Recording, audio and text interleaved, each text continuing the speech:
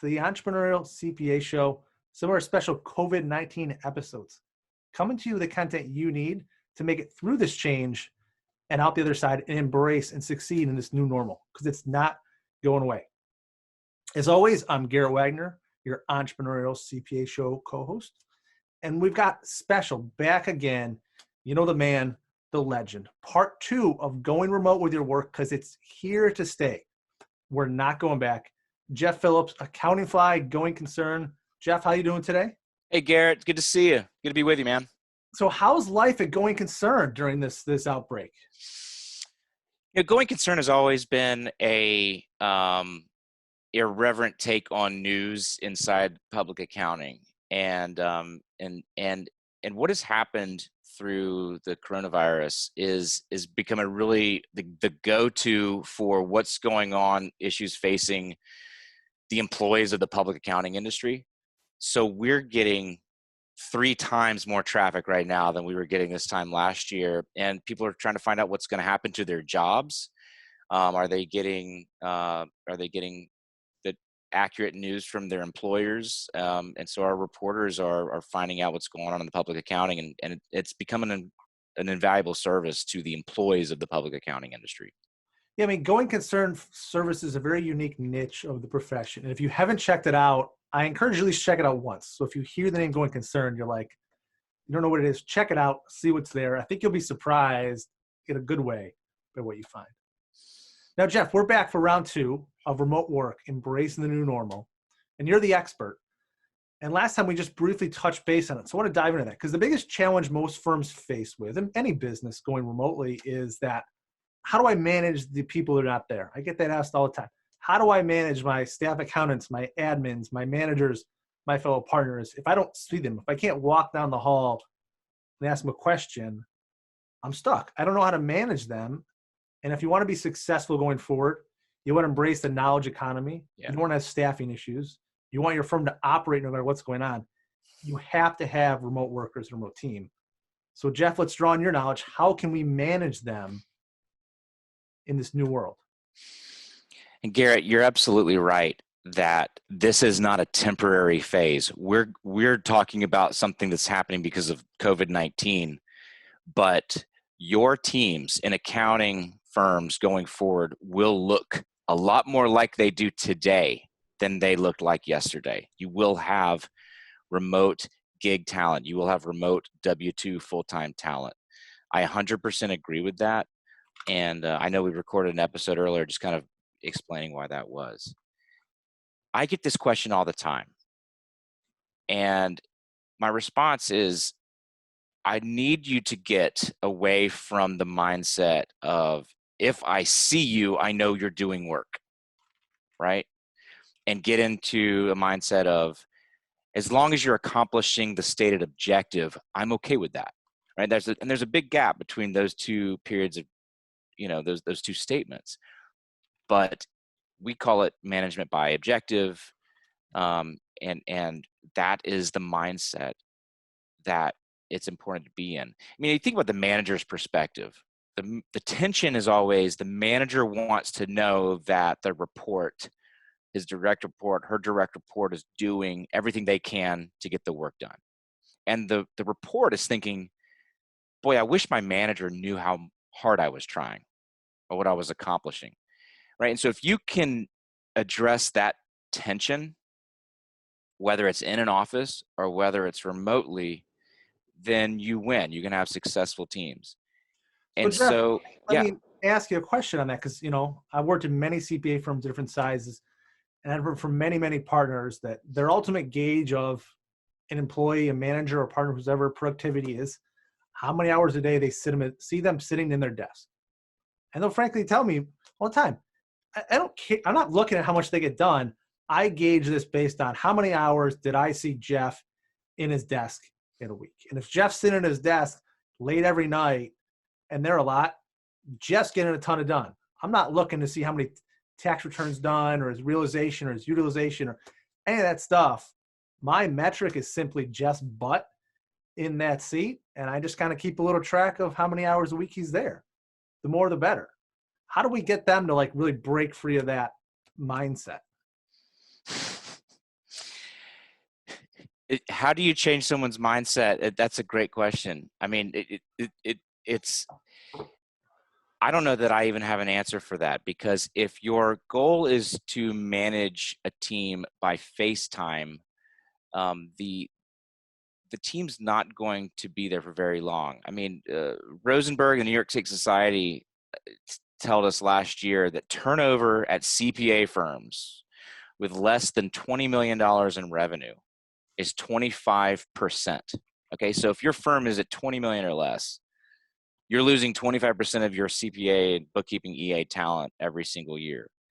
And maybe one of the reasons why is because the way they're being managed is through, if I see you, then I trust you. I'm sorry, but that has to change. All right. So if they're not seeing them and trusting them, how, like with your team, how do you do with your team where you have a completely virtual team, you don't see them? How do you trust them and how do you manage them? Well, I think it starts with a mindset. And you just said the key word, that you trust your team.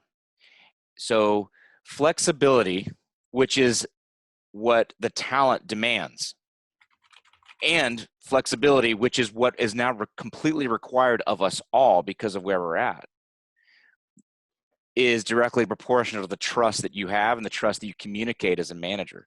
So if you are a manager, whether it's a managing partner down to a manager overseeing a small team, communicating trust, having a mindset of trust is step one. Would you agree with that, Garrett? I'll go on to more, but like we Absolutely. shouldn't even continue if we're not talking about trust. No, I mean, and that's I would argue this when I worked inside a firm where 100% on site, like you were hiring professional people that have high college degrees. They got their CPA exam.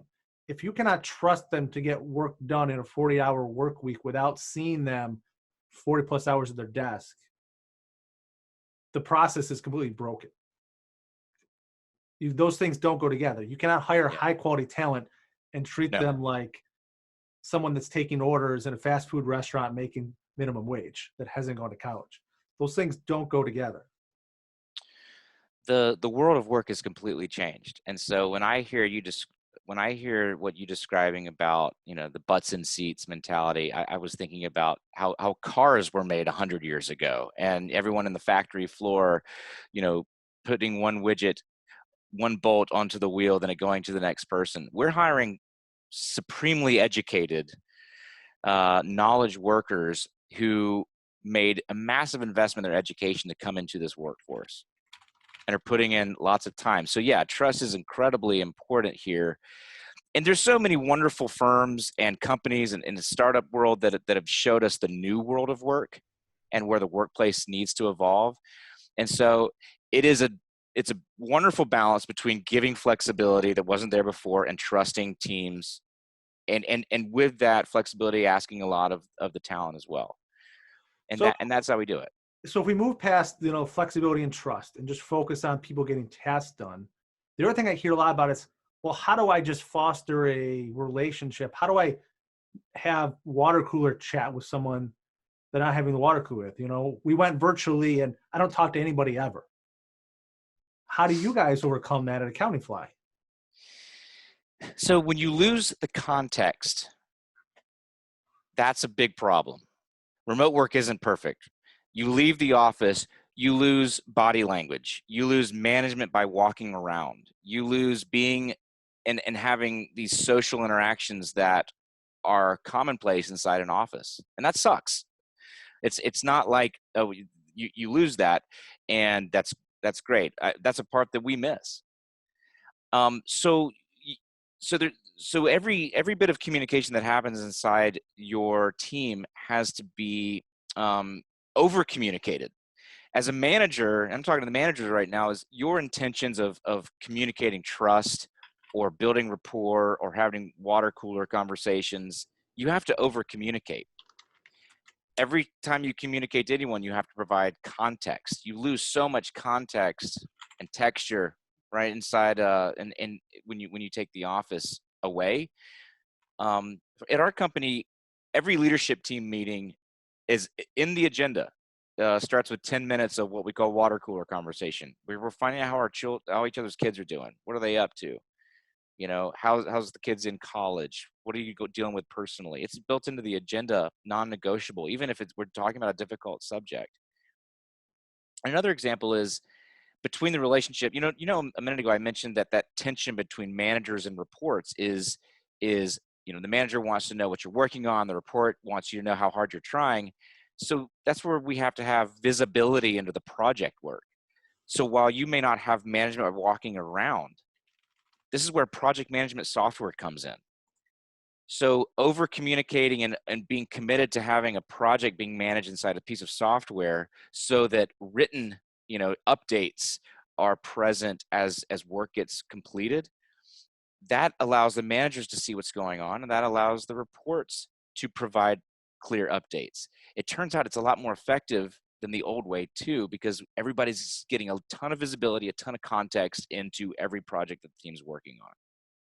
And that really goes back to the first part about trust and flexibility. And what are you measuring?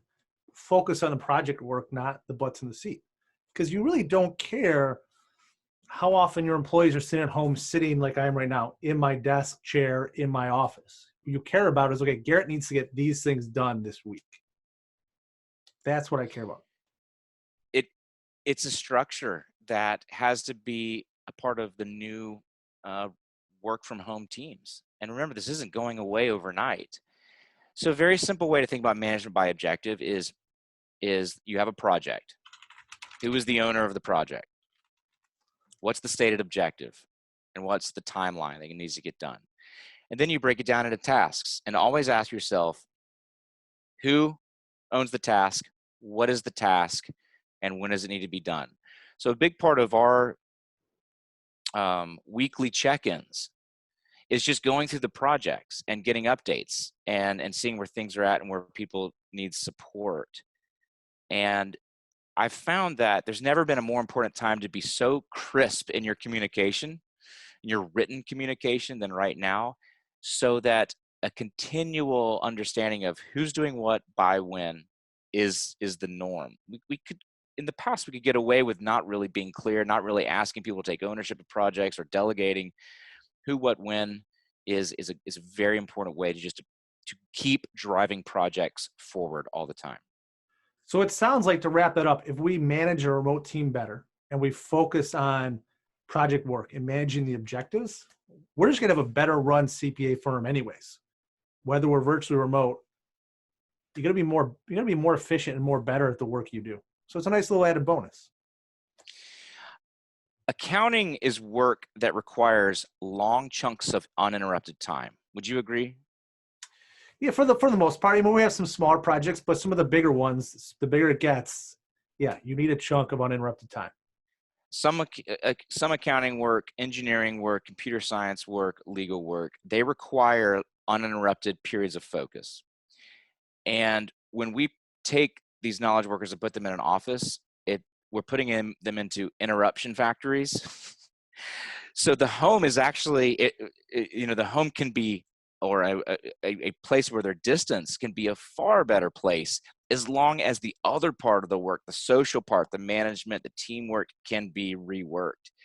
That's why I talk to people time and time again are saying, I'm not going back to the office. I'm getting more done here, but I've got these challenges at home, which we need to talk about as well, like distractions at home. But I'm getting more work done here because I've been able to focus, or I've been able to focus my team, because they're seeing that they can get more done by taking 2 hours and shutting the door and getting work done, and then popping up for air and being reachable by Slack or by text or by phone. Yeah, and luckily nowadays we're all available in a million different ways. So Jeff, I think with that, let's dive in next time. Part 3, we'll wrap up this series on remote work and talk about how do we now prioritize our schedules when we're home. Because it doesn't matter whether it's COVID or any other Monday. How do we prioritize our schedules at home in a remote place is super critical on the employee side versus the company side. Let's do it. Jeff, thanks for stopping by today. Thank you for listening. Hopefully you learned something. And if you got questions on how to manage remote teams, hit up Jeff. I'll tag him on social media. He'll be happy to chat with you. Any firm out there, anytime. And as always, you can click the link, subscribe to the YouTube channel, and we challenge you today to take action to change the world and invest in yourself.